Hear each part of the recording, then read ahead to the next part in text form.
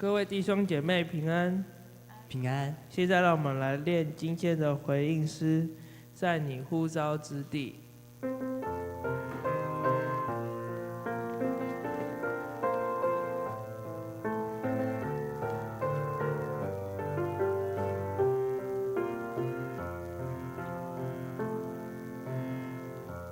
温柔的主圣灵，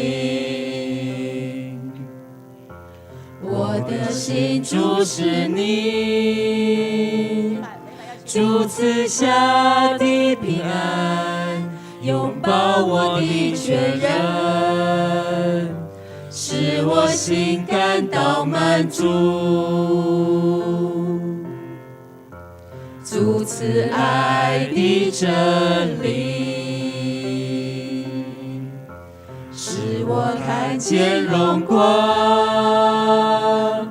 主赐下的平安，拥抱我的全人，使我心感到真爱。在你呼召之地，我要全心敬拜。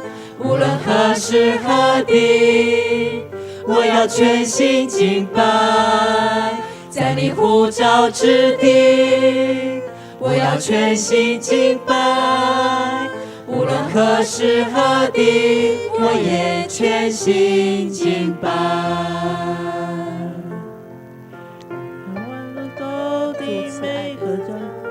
我所到的每个角落，在那地，我要敬拜。在我所走的每个角落，我所到的每个角落，在那地，我要敬拜。你呼召之地，我要全心敬拜。无论何时何地，我要全心敬拜。在你呼召之地，我要全心敬拜。无论何时何地，我也全心敬拜。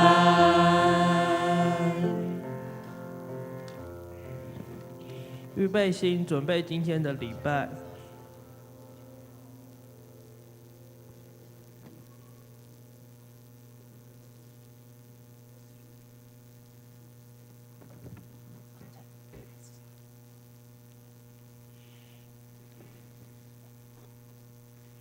耶和华，求你开我恩，搭救我。耶和华，求你速速帮助我。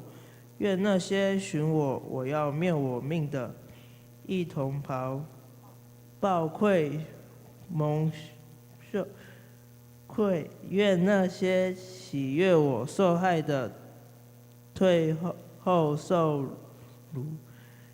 愿那些对我说啊呵啊呵的，因羞愧而败亡。各位弟兄姐妹平安，平安，平安。接下来让我们一起起立，用诗歌来敬拜我们的神。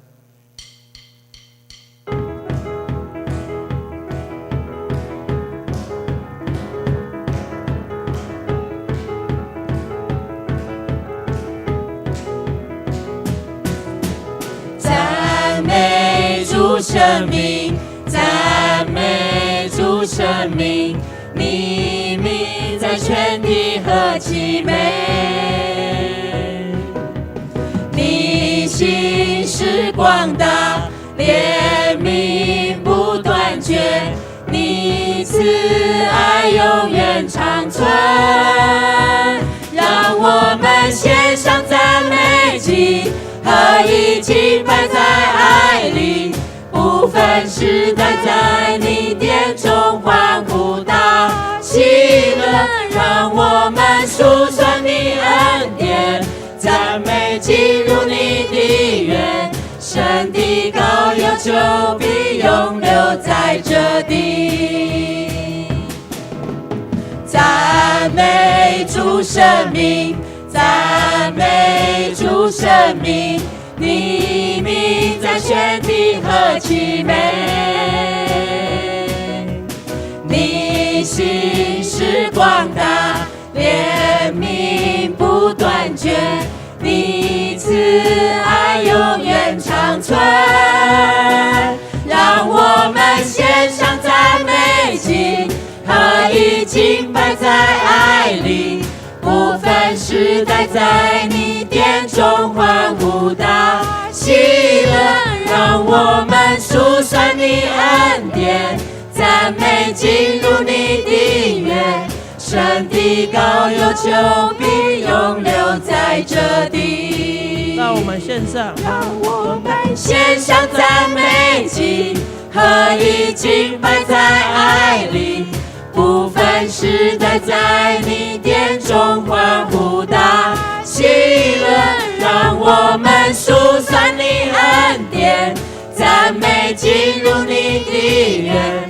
神的膏油就必永留在这地。让我们献上赞美祭，合一敬拜在爱里，不分时代，在你殿中欢呼大喜乐。让我们数算你恩典，赞美进入你的约。神的膏油就必永留在这地。神的膏油就必永留在这地。哈利路亚！哈利路亚！哈利路亚！哈利路亚！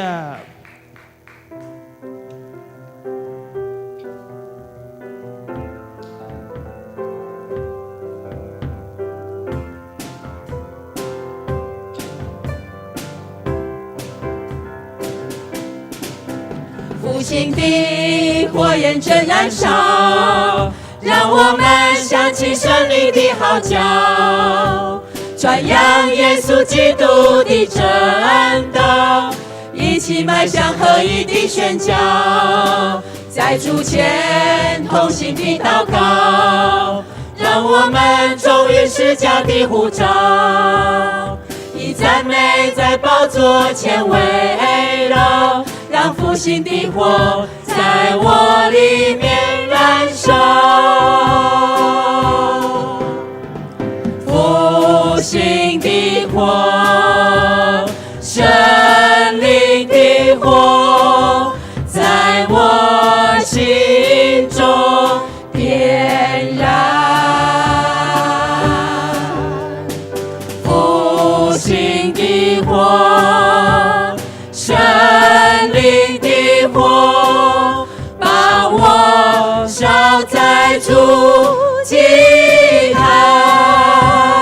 复兴的火，复兴的火焰正燃烧，让我们想起胜利的号角，传扬耶稣基督的真道，一起迈向合一的宣教，在主前同心的祷告，让我们忠于释迦的呼召，以赞美在宝座前围绕，让复兴的火在我里面燃烧。复兴的火，复兴的火，生灵的火，在我心中点燃。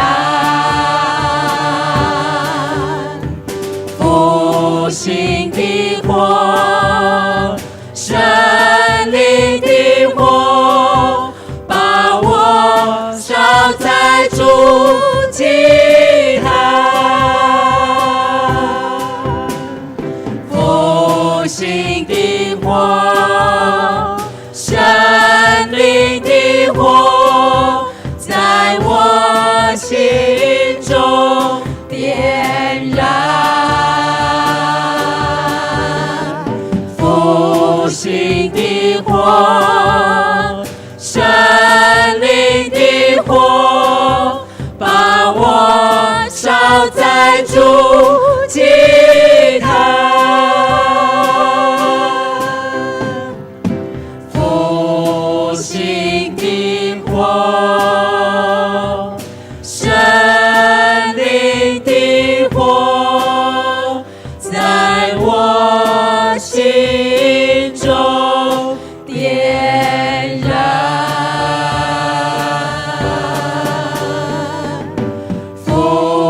流行的火，神灵的火，把我烧在主祭坛，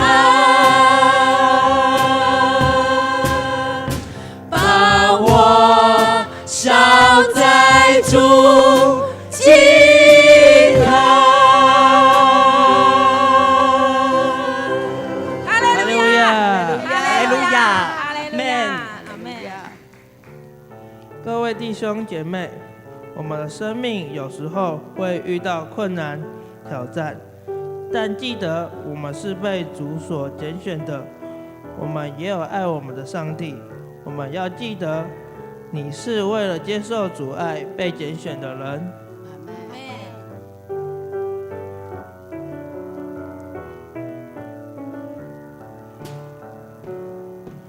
你是为了接受主爱被拣选的人，在你的生命中接受那丰盛的慈爱。你是为了接受主爱被拣选的人，在你的生命中接受那丰盛的慈爱。创世之前开始的神那丰盛的慈爱，借着我们的相遇结出了果子，在这个世界上因着你宝贵的存在，真是带给我们极大无比的喜乐。我们把手举起来。你是为了接受主爱被拣选的人，现在仍然接受那丰盛的慈爱。你是为了接受主爱被拣选的人，现在仍然接受那丰盛的慈爱。你是为了接受主爱被拣选的人，在你的生命中接受那丰盛的慈爱。你是为了接受主爱被拣选的人，在你的生命中接受那丰盛的慈爱。创世之前开始的神那丰盛的慈爱，借着我们的相遇结出了果子，在这个世界上因着你宝贵的存在，真是带给我们极大无比的喜乐。你是为了接受主爱被拣选的人，现在仍然接受那丰盛的慈爱。你是为了接受主爱被拣选的人，现在仍然接受那丰盛的慈爱。让我们一起来低头祷告。亲爱的上帝，谢谢你让我们平安的来到教会做礼拜，在这里也要为这次台风的灾情受灾户来祷告，祈求上帝赐给他们有一个平安的家。在这里也要为中华队在巴黎奥运的选手们祷告，祈求上帝赐给他们力量。礼拜即将开始，把礼拜从头到尾摆在主你的面前，这样子祷告，奉主耶稣基督的圣名而求，阿阿们。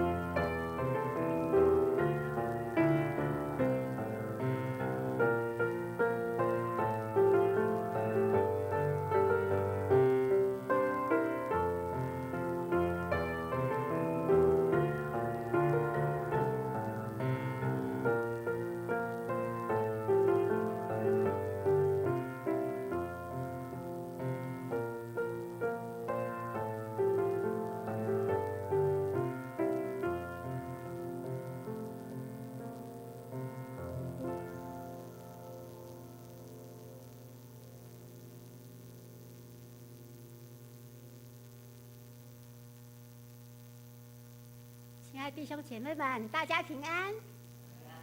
请我们这时候一起来攻读上帝的话语。上帝的话语记载在新约哥林多前书第4章。哥林多前书第4章，我们今天要从第1节看到第5节。我来读第1节：人应当以我们为基督的执事，为神奥秘事的管家。所求于管家的是要他有忠心。我被你们论断，或被别人论断，我都以为极小的事，连我自己也不论断自己。第4节：我虽不觉得自己有错，却也不能因此得以称义，但判断我的乃是主。所以时候未到，什么都不要论断，只等主来。他要照出黑暗中的隐情，显明人心的意念。那时个人从神那里得着称赞。好，这个时候我们邀请我们敬爱的国成牧师来证道。国成牧师今天要证道的主题呢是忠心侍奉主，忠心侍奉主。把时间交给国成牧师。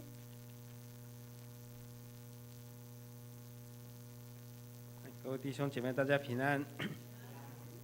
今天我们从哥林多前书4章一起来领受保罗怎么样在侍奉上来忠心。我们用上帝的信实来形容神是一个信实的上帝，用faithfulness 来形容主是信实的。他因为神的属性，他就是信实。我们常说神信实的主。所以诗篇36篇5节，忠心的仆人所说的耶和华，你的慈爱上及诸天，你的信实到达穹苍。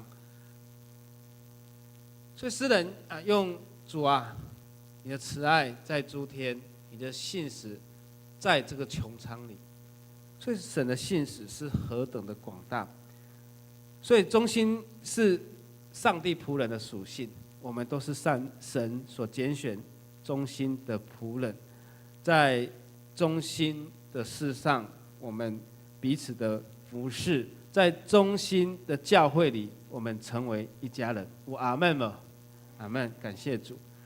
牧师4年多来，我看到我们教会许多忠心的信徒，就好像圣诗591首说，忠实众信徒信用非常的深，地基非常的稳固。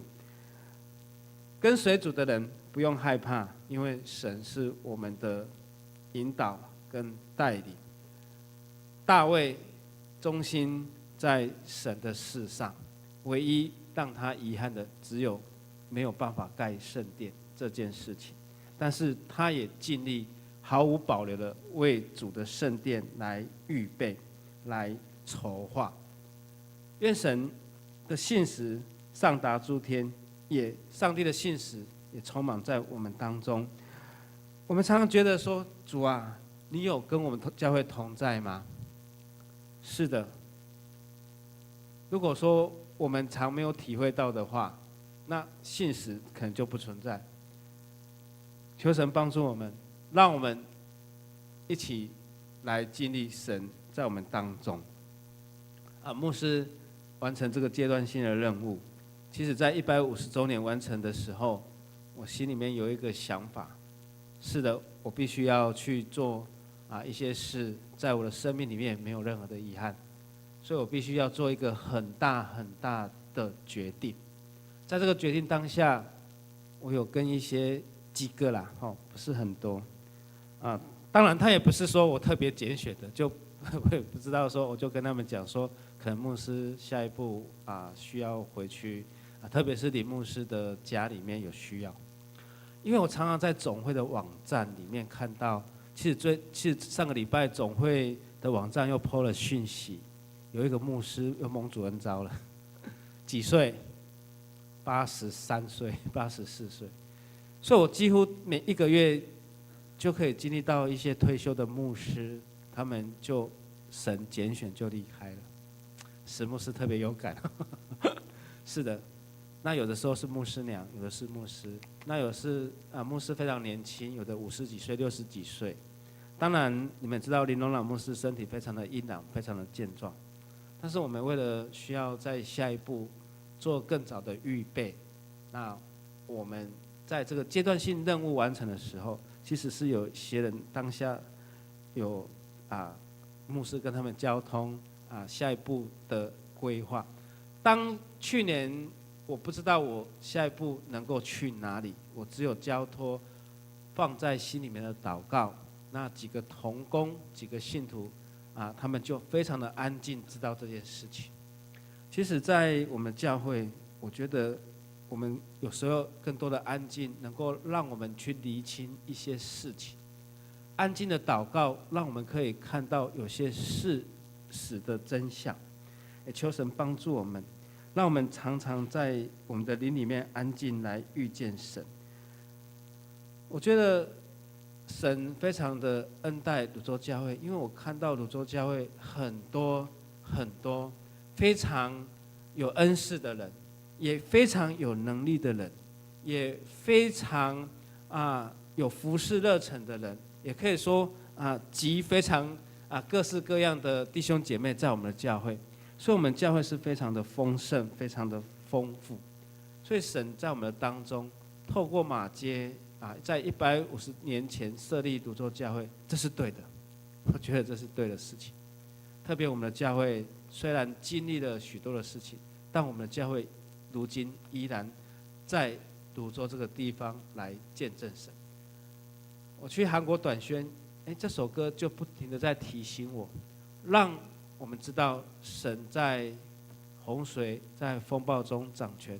特别上个礼拜我们经历了台风，虽然台北的风势雨势没有像南部那么大，南部经历了这个淹水特别是在高雄那个地方淹水，所以我们要一起来同担这样子的一个苦难，也为着这次的风灾特别死伤的家庭以及受淹的地区来关心他们，来为他们祷告。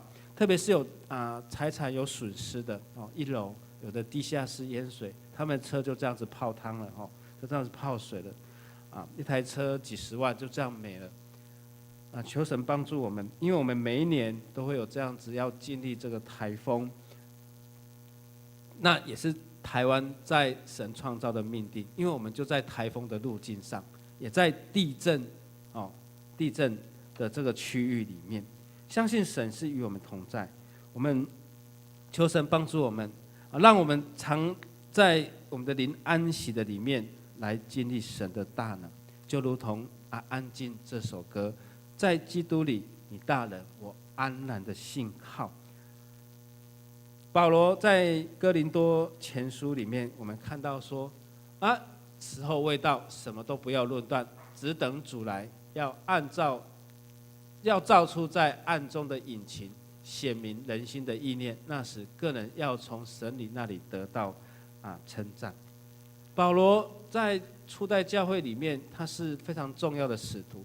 其实耶稣的学生，这些使徒们不一定认同他，因为保罗曾经是一个迫害基督徒的人，他是在抓基督徒的法利赛人，他是法利赛人中的法利赛人，这是他自己自称的。他是一个非常敌对这些基督徒的，在他的灵命还没有更新之前，在他的生命还没有遇见耶稣之前，但是耶稣抓到他，耶稣拣选了他，神拣选了他，他如此改变，而为着福音，为着神给他的使命，他愿意成为使徒中的使徒。那他一定有遇到初代教会对他的论断，他是说不要论断，等主来的时候，一切事情就明白了。我去短宣的期间，我去的教会是一间非常偏远的教会一对夫妻在那边服侍牧师就带着我们去到那个村庄的山上第一站我们就去山上，然后俯瞰整个渔港，那我们就知道这个区域是一个渔港，有很多的海鲜餐厅，假日的时候一定很多人来这边观光。那牧师娘就开着车载我们到山上来为这个村庄来祝福。那我们就沿着路，然后去拜访了礼拜六我们所要传福音的地方，也就是那个村庄的老人活动中心，跟我们的里办公室非常的相近，因为那个办公室就是老人聚集的地方。那时候我的心觉得说，这个地方因为我们的脚步而带来祝福。所以当我们第一天，我们就到了海边，然后去看那个地方，突然间我从那个步道往下看，我看到海水是清澈的，我看到里面有鱼，然后我就跟旁边的一个韩国的同工他就是要去澳洲的那一位，我不知道他要去澳洲，然后他就跟在我旁边。我说 Can you look at the fish under the sea？ 在海里面，在波浪底下有看到鱼？他说他看不到。我说你仔细看，真的，他说我看到鱼了，非常的小，细细的一整群，然后就在那边游来游去，而且是要很仔细才能够看得清楚。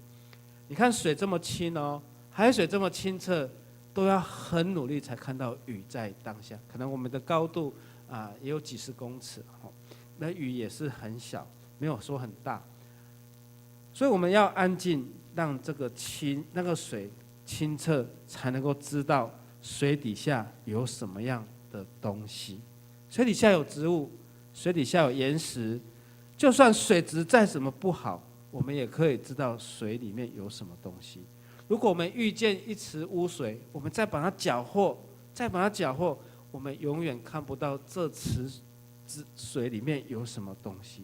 只有安静，只有让这个水风平浪静之后，才能够知道里面有什么样的东西。愿神帮助我们，让我们知道我们怎么亲近神而得到力量。我们去短宣今天就分享多一点短宣的事情。那在短宣的时候，每一天5点就要起床，大概5点半、6点就要集合，然后晚上大概7点半我们就要聚会晚祷。5点起床，然后到晚上的7点半，那个是一个怎么样的状况？我看到年轻人是非常有活力的，但是我是快要没电了，我大概电池剩大概15%、20%左右了，然后一直持续的下滑当中。但是因为跟这些年轻人在一起，然后又突然又增加了5%，然后又要祷告了，要敬拜，一开始就开始敬拜，7点半准时就开始敬拜，然后在这个敬拜里面，他们不是15分钟就结束了，15分钟我也要结束了，没有，一首歌再一首歌，然后再一首歌，哇，半个小时就过了，然后突然我的电池从15%可以到30%，到35%到40%，因为这个敬拜让我们得到喜乐，这个敬拜让我们得到力量，而这个敬拜呢，不是只有单纯唱歌举手，突然間說，台灣的同工下來跳舞，就在前面跳舞，然後跳完呢，先是一些人跳舞，然後跳完就說叫台灣的同工下來跳舞，先是牧師下來跳舞，好，然後跳完呢，換所有的人都下來跳舞，這樣子，這樣子，然後跳舞，然後跳完又繼續唱歌，然後怎樣？彼此的祝福，台上祝福台下，然後左邊祝福右邊，右邊祝福左邊。这样就大概又过了半个小时，半个小时不是早祷晚祷就结束了，还要听牧师讲道、读经讲道，又过了半个小时。可是应该电池是持续下滑的，没有，突然电池恢复到了60%，到了65%，到最后晚祷结束，又恢复到了70%、75%，因为你的喜乐，你的那个灵又重新被苏醒。虽然那一天的服事是累的，那一天的服事是疲惫的，但是呢，在敬拜里面让我们苏醒，那在敬拜里面，让我们得到了喜乐，得到了力量，而带着满满的这个电力，又回到了宿舍。然后到宿舍呢，洗完澡就睡了。好，真的是8天里面那几晚，真的是让我们经历到许多许多的事情。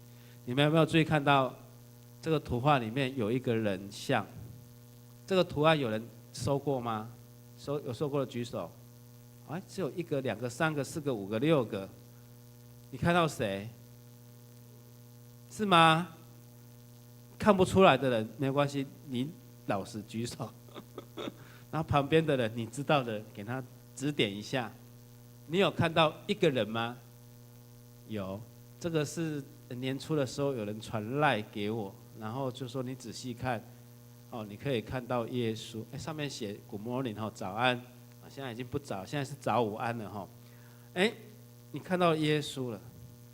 怎么那么奇妙？3个人就可以把耶稣组合起来，而且非常像。看不出，还没有看出来的举手，都看出来了哈。还没有，秀云，好，我们这条路有眼科，但是今天没有开，所以你也不用去看眼科，你再看仔细一点，你就会看出耶稣的图像。那个车子是一个眼睛，然后下面是一个胡子。然后一个杯子是嘴巴，有没有？那个树是头发，有没有？你再注意看，你眯眯眼，听说眯眯眼就看得出来。真的眯眯眼，要看得更仔细哈。所以我们要用安静的心，就可以看出一些事来。我在我们教会看到很多忠心的弟兄姐妹，因为我礼拜6就有人来打扫教会。你们都不知道说教会怎么那么干净是有人付出时间的因为华礼拜没有圣歌队了礼拜6有圣歌队员来练歌，然后礼拜6有团契的聚会，礼拜6要练敬拜，然后礼拜天你就会看到主日学老师来预备，然后礼拜6当然有人插花，这边插花不是牧师插的，你不要以为牧师那么全能，这个是有姐妹付出的所以你看。礼拜3祷告会，礼拜4松年聚会，礼拜2社区的活动，都有很多同工来预备、来协助，有很多很多忠心的同工。我们有看到许多人在礼拜，我们看到诗会，看到招待，看到音控，看到有人倒茶水，看到值周的长老，这些都是忠心的信徒。我们看到每一个主日你来教会，你就是忠心的信徒。所以每一个聚会，我们都可以看到忠心的神的仆人、神的百姓在我们当中。也求神帮助我们，让我们犹如圣诗的第591首所说的像是忠心的信徒一样。所以忠心的信徒，我们的信仰是要有根基，是要稳固的。保罗跟我们勉励，我们一起来念来，人应当以我们为基督的执事。为神奥秘事的管家，求神与管家的要他有忠心。所以保罗跟我们讲说，在这个世上，我们必须要来忠心来服侍。也求神帮助我们，让我们在服侍上面有忠心。什么叫做忠心？什么叫做忠心？军人效忠国家就是忠心，对不对？仆人效忠主人，这个就是忠心嘛。你有养过宠物吗？有人被宠物咬了吗？我们教会有姐妹说，她是被她家的狗狗咬了，然后你就会怎样？你就会稍微修理它一下。其实我觉得有养过狗的人，有养过狗吗？你有养过狗，你觉得狗真的是非常的忠心。所以电影忠犬小八不是空穴来风，不是电影，真的，那个主人过世了，他就在那边等他的主人，真的，养过小狗狗的都知道，那个狗对主人的忠心。所以保罗勉励我们，我们在基督的事情上面成为这个执事，成为这个管家，忠心来在服事上面里面，来忠心来服侍。在短宣当下，让我去经历了很多很多的事情，去经历到什么事情呢？去经历到一群爱主的人来服侍神，来服侍主。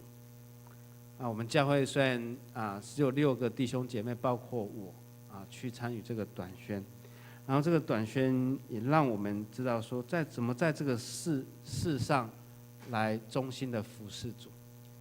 圣诗591首跟我们讲，忠心的信徒在信仰里面要有根基，在信仰里面靠神的话才有这个活路，因为除了耶稣以外，我们没有什么可以依靠的。所以当下我们只有传耶稣的名，来让那些村庄的百姓来认识耶稣，唯有这样子而已。我们没有别的动机，我们没有别的事情可以给他们，就是让他们能够认识到耶稣。这次的短宣有一个牧师跟我睡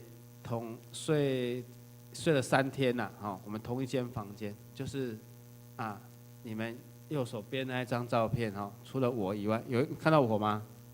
我旁边那一个他也是姓陈，陈牧师。他第一晚就跟我讲说，恁老酒到会当我去募款没？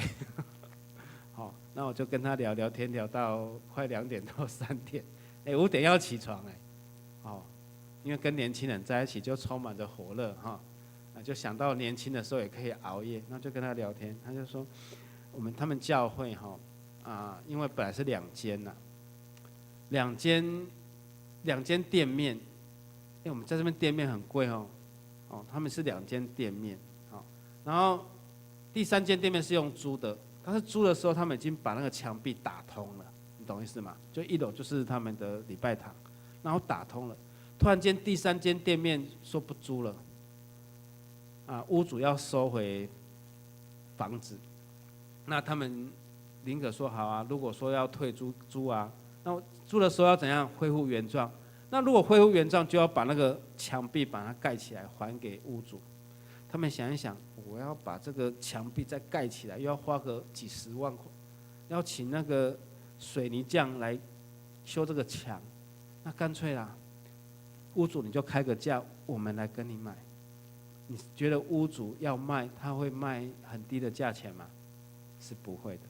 所以他有一定的行情，一定的价格，教会就必须要承受，把第3间给买起来。然后牧师就跟我讲说，泸州可不可以去募款？可是今年真的好歹不歹，好死不死，我们今年我们会把我们的奉献集中在我们的教会里面，因为前几年教会为了一些事工，在我们的建堂里面，我们有一些亏欠，所以今年我们小会已经有预决了，所以要把这个奉献留在我们的教会，所以牧师也没有办法因为我个人的特权，就让他来我们的教会募款，我们只能够为他们祷告，让他能够在南部的教会能够得着要募款的。要买教会的这些基金。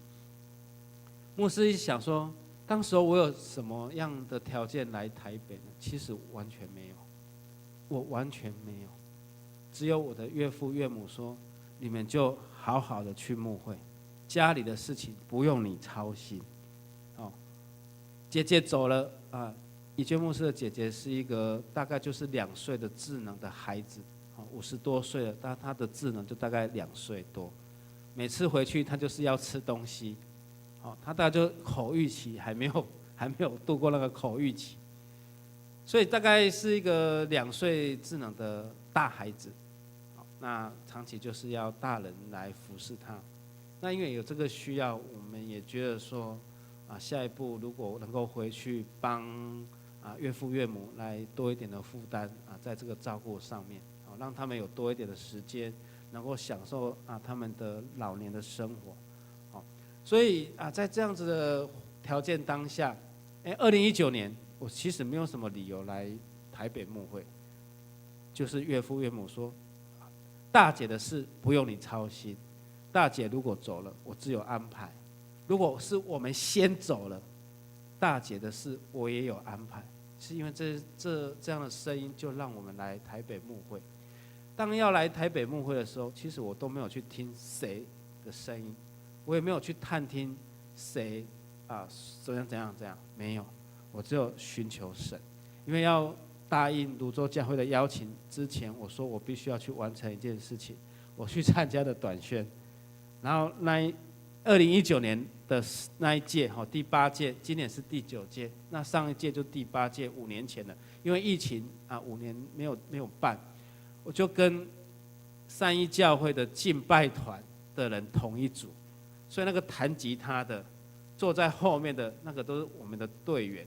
那3个唱歌的是在我们传福音的时候遇到的，因为他们3个也是教会的别的教会的敬拜团的，然后就凑在一起，就一直唱歌，然后我们就在旁边一直发单张，因为你唱歌就会吸引人的目光，然后人家走过去就会看了一下，那我们就跟他讲说，这个教会怎样跟他分享福音。翻转你们一个想法，其实在韩国的乡下的基督徒比例跟台湾差不多而已，比台湾好一点点而已，所以大概有至少80%几的人也不是基督徒，所以10个人走过去，8个一定不是基督徒，对吧？用这样的比例来算嘛，对嘛？但是我们竟然可以遇到那3个年轻人唱歌，遇到3个别的教会的年轻人，他们也是敬拜的，然后就一起唱歌，然后那一个弹吉他的就是晚上要弹敬拜弹吉他的吉他手。那时候我们就一直传福音，整个下午就这样子，就那一届，然后传福音回来，我就答应了泸州教会的邀请，因为我知道福音要有热忱，传福音要有热忱。既然是神给我的使命，教会的邀请，我没有没有推脱。一开始我是婉拒的，我是跟夏长老说，你再让我想一想，我去短宣回来再给你们答案。然后短宣回来，莫名其妙的平安在我的身上。然后夏长老有打电话来，你们决定了吗？如果我们没有决定怎么办？听说教会要等我半年了，那我想说不要让教会等太久，然后我就答应了泸州教会的邀请这样子。如果没有经历那一场短宣我可能早就婉拒泸州教会的邀请。所以那一场的短宣也让我的生命，让我的经历，让我的想法有得到一些的帮助跟改观。到今年我又去短宣台上的牧者分享不退缩不保留不遗憾，这3句话就回应了2009年我要接受来台北牧会的这样子的一个回应不保留不退缩不遗憾。求神在我们当中也让我们有这样子的一个经历，在主的事工上面成为一个忠心的仆人，成为一个忠心的信徒。我们也没有保留，我们也没有退缩，我们也没有遗憾。其实今年非常特别，因为有一间教会，它的主题刚好是宁愿烧尽不愿锈坏，刚好是马街传福音的精神。那当下我们短宣队我记得要出发之前下个礼拜要出发了，然后这个礼拜紧急去做了3个匾额透过南部教会的牧师去做了3个匾额，要赠送给帮助我们能够有短宣聚会的教会。宁愿烧尽而不愿锈坏，就在当下让我去经历了马街的精神，传福音的精神。这是这一次让我传福音短宣给我很大的一个激励跟一个帮助。哥林多前书4章3节说，我们一起来念我被你们论断或被别人论断，我都以为极小的事，连我自己也不论断自己。那你说保罗有没有被论断？是啊，我被你们论断，或被别人论断。但是他说这个都是很小的事情，因为他自己也不论断他自己啊。所以保罗在初代教会啊，事实上也是被论断过的。所以我们以这样的经文来勉励我们自己，不在任何的事上去做过度的论断跟判断，因为神只有他的判断跟论断。我们在中心的事上，求神帮助我们，我们要常常与主来连结。我们敬拜团的团辅 Unite We Stand， 宏宇站起来，今天有穿对，向后转 ，Unite We Stand， 对不对？好，坐下，那你又看清楚了。这团辅不是没有意思的，联合我们才能够站立啊。所以每当敬拜团上来，就是我们联合才能够站立。所以谁不让我们联合呢？谁不希望我们联合呢？谁最不希望基督徒联合起来呢？耶稣需要去跟撒旦解释说，我就是不要把石头变成饼，怎样？耶稣有需要去跟他解释吗？不用啊。耶稣有需要去解释说，我就是不要从圣殿跳下来，怎样？不用去解释。耶稣也不用去解释说，当他被钉的时候，他就从十字架下来就好了。这样子全世界都信耶稣了，因为那是最大的神迹。耶稣用了3天的时间，他要到坟墓里面，他必须要在十字架断气，在断气了，然后圣殿的那个布帘才裂开，人跟神重新恢复了关系。耶稣就必须要用他的生命牺牲他自己，让人与神重新恢复那个关系。耶稣就必须要埋进坟墓里面，到礼拜天，到主日，到7天的头1天的早上，他复活了。这些要去高抹耶稣的妇女，他们找不到耶稣了。所以耶稣没有任何的解释，耶稣用复活来证明生命是可以有盼望的，从死里复活才有这个盼望。10多年前，我从张茂松牧师的分享得到了一句话，其实很难解释的，就是很难解释，你懂意思吗？就是你再怎么解释，就是人家不听你解释，就是做大于听又大于说。雅各书不是要跟我们这样讲吗？好，不单单只是听到，而且要去行道。然后呢，嘴巴要稍微的受到一点约束，因为其实我们有很多事上有过失。雅各书3章2节跟我们讲说，原来我们在许多事上有过失，若有人在话语没有过失，他就是完全人。在话语上没有过失，他就是完全人。所以我们才话语上面常常会有过失。所以雅各书跟我们讲，要听，听要大于说，而做呢更要大于听，因为行道嘛，你要去把道理行出来，你要去把真理行出来。所以求神帮助我们，让我们在忠心的侍奉上里面多用侍奉做的态度去做。我就是被叫上去跳舞，这个是有一段影片，台上就是牧师你们右手边那张照片就是台湾的牧者上来，我就被他们敬拜团叫上去跳舞，然后跳，就台上要祝福台下，然后最后很多人都上去都去跳舞这样子，就诗歌敬拜，然后这样子，然后你知道吗？在敬拜的当下里面，就是彼此的祝福。虽然当下大家都很累，可是呢，就是彼此的祝福，在诗歌里面彼此的祝福，就如同我们刚刚唱了那一首诗歌，你是为了接受主爱而被拣选的人，我们就必须要把手伸出来，来祝福旁边的人。那我们彼此伸出手来祝福旁边的人，祝福后面的人，祝福前面的人。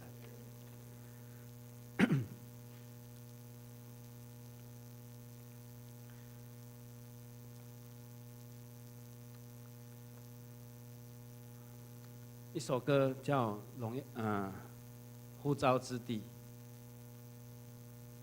我们一起来领受这首歌。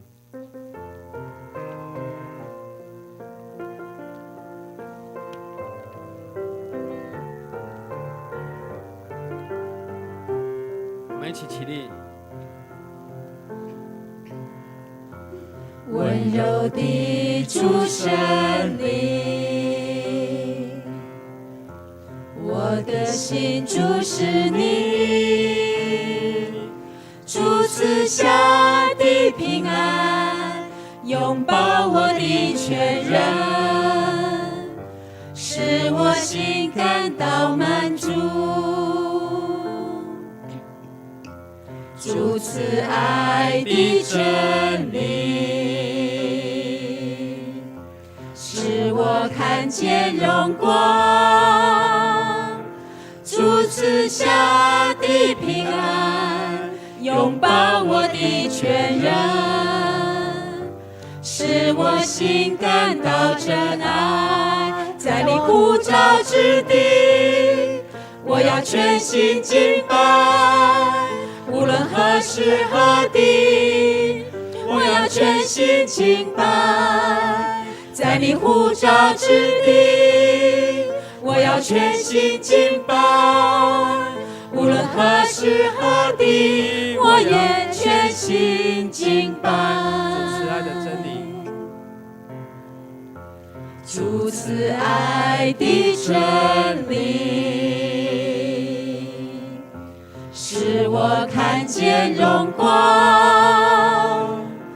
主赐下的平安，拥抱我的全人，使我心感到真爱。在你呼召之地，我要全心敬拜。无论何时何地，我要全心敬拜。在你呼召之地，我要全心敬拜。无论何时何地，我也全心敬拜。在我所走的每个脚步，我所到的每个角落，在那地我要敬拜。在我所走的每个脚步，我所到的每个角落，在那地我要敬拜。在你呼召之地，我要全心敬拜。无论何时何地，我要全心敬拜。在你呼召之地，我要全心敬拜。无论何时何地，我也全心敬拜。我们一起来祷告，我们一起开口同声来祷告，求神帮助我们，让我们在泸州这个地方，我们所呼召的地方，来领受神给我们的使命，来看见神的荣耀，看见神的荣光。我们一起来祷告，主耶稣，求你帮助我们，这是你所呼召的地方，让我们成为忠心的信徒，让我们成为忠心服侍的主，你所差遣、你所呼召的仆人。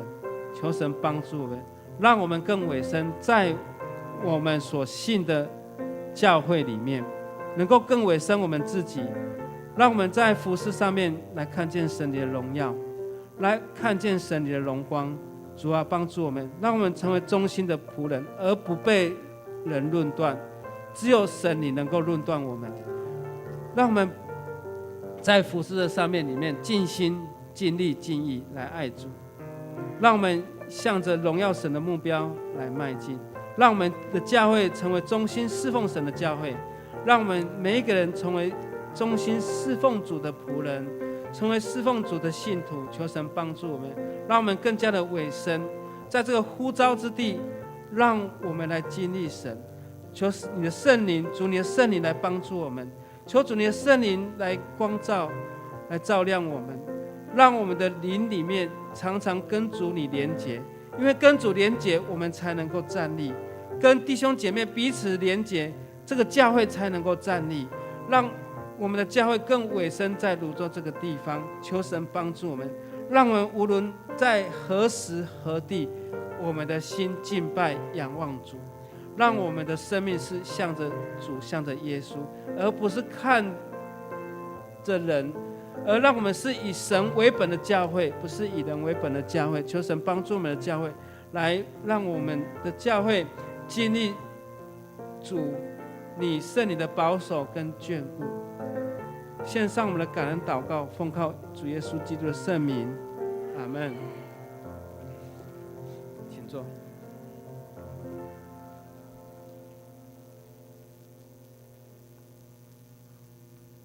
这时候，请我们预备心来奉献，请同工来执献。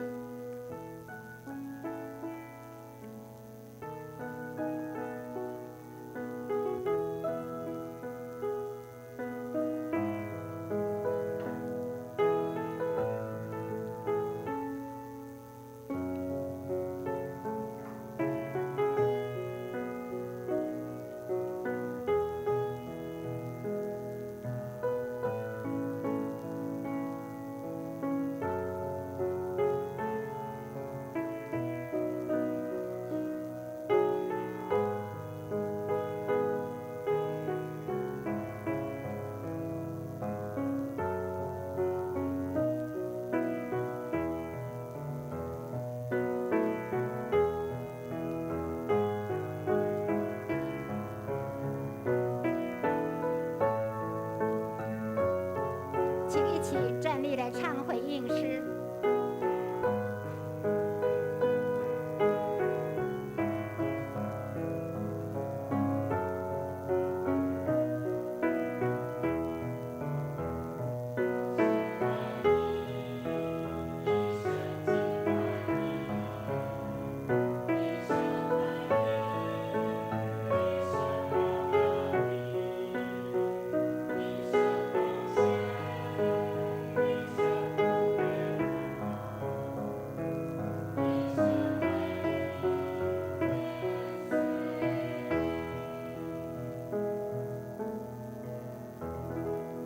请坐。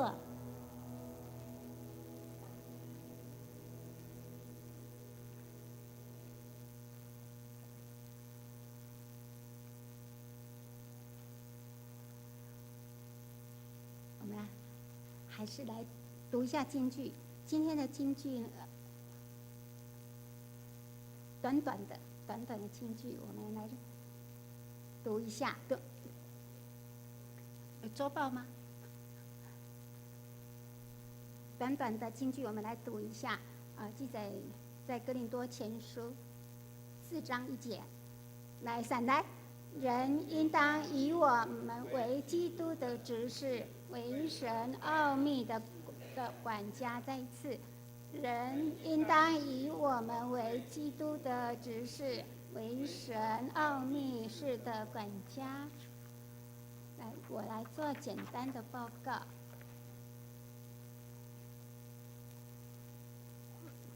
第一件事情大家都已经知道，请大家过目。那第二，8月4号，也就是下主日，是联合礼拜，请华语堂的弟兄姐妹们要注意，下礼拜聚会的时间是9点。那因为下礼拜是本会的圣礼典主日，有姐妹要受洗，那请大家预备心。那再来的话，就有一个特会，有庆祝的特会，主题是喜乐。牧师常常勉励我们要喜乐，欢迎弟兄姊妹们来准时来参加这个礼拜，还有爱宴。好，那第3也一样是下主日要举行父亲节的感恩礼拜。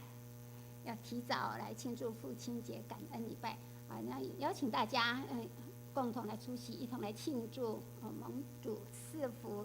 第4， 8月9日晚上8点，陈锦霞姐妹在那个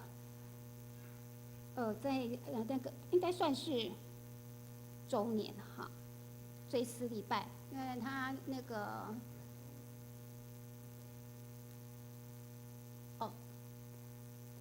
8点要举行那个安慰礼拜，我印象中还不到周年哈。那所以那个8月9号星期五8点的部分，就在我们教会附近，正和街73号。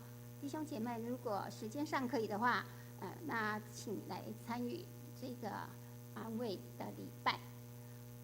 那接下来的话，有敬拜培训的部分哈，在8月10号星期六部分敬拜赞美的培训。那这次主礼的话是我们的怡娟牧师，主题就是关于敬拜赞美的事。那邀请敬拜赞美同工都一起来参与这样子。那怡娟牧师还有国成牧师即将离开，这一个很重要的一个特会，那当然也是还不舍啦。希望我们都一起来跟2位牧师一起来受造就，那一起来领受这样的那个特会，大家请踊跃来参加。那再来的话就是这已经刊登很久了，希望弟兄姐妹们如果有这个感动的话，请加入音控的这个服事。那其他的请来自己过目。那团契也刚刚已经举行了。那当然那个请大家继续为着我们教会的肢体来代祷，那也为2位牧师来代祷祝福，那也为教界的消息来祷告，也为这次的凯米台风的受灾情的灾民来代祷。好，以上，那我们来唱最后的诗歌。最后的诗歌就是你是我的平安，你是我的平安，请大家起立来唱。唱完之后，再请我们国成牧师来祝祷。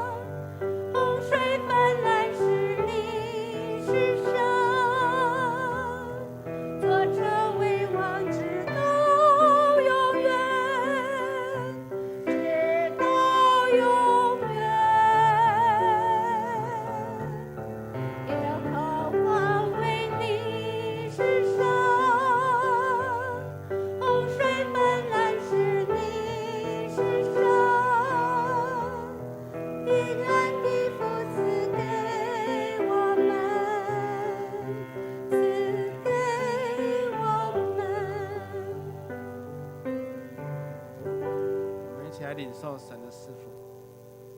愿主耶稣基督的恩惠、天父上帝的慈爱、圣灵的感动，常与你们同在，从今时直到永永远远。阿门。